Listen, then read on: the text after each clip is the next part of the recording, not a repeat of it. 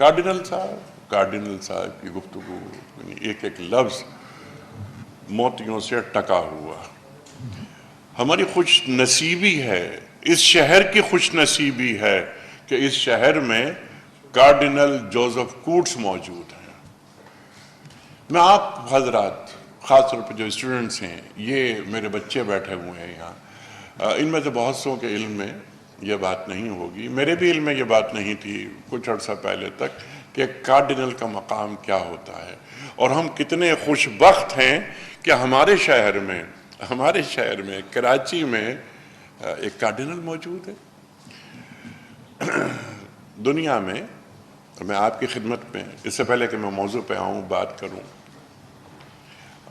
दुनिया में कोई 12-14 कार्डिनल्स होते हैं पूरी दुनिया में। इतना बड़ा मनसब है ये मजहबी क़यादत।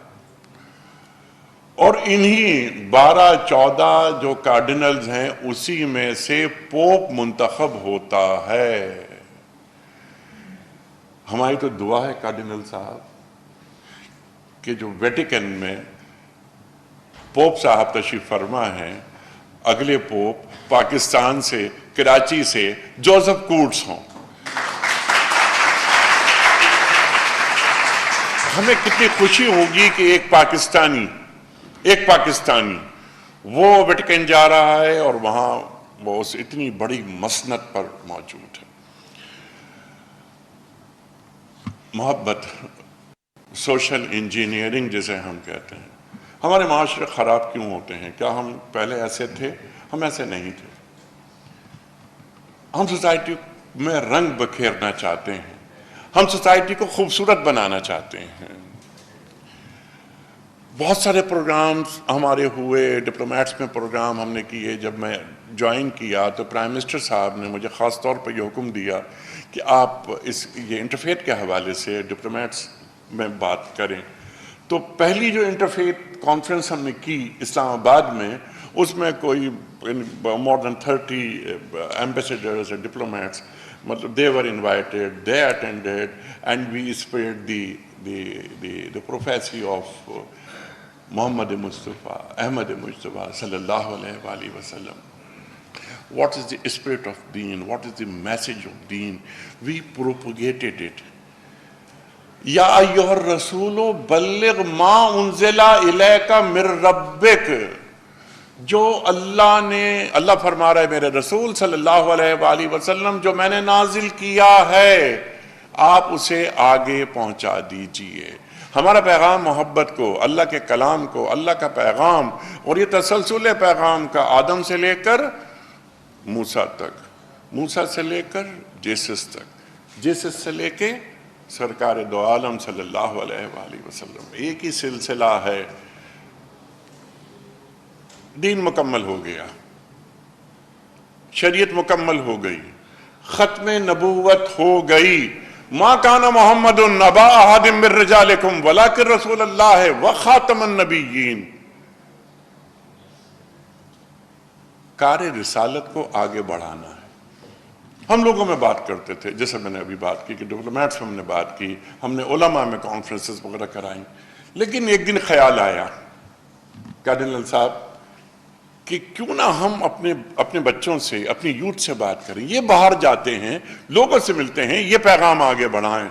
लक़द कर्रमना बनी आदम, अभी डॉक्टर मोहसिन नकवी साहब ये कुरान की आयत पढ़ रहे थे। हमने इंसान को फजीलत दी, हमने इंसान को बड़ा बनाया, हमने आला मकाम दिया। अल्लाह कुरान में फरमा रहा है।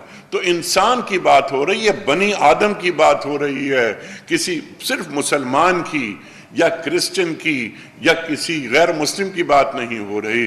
कुरान हमें क्या सबक देता है? एक नसीहत कर देता है।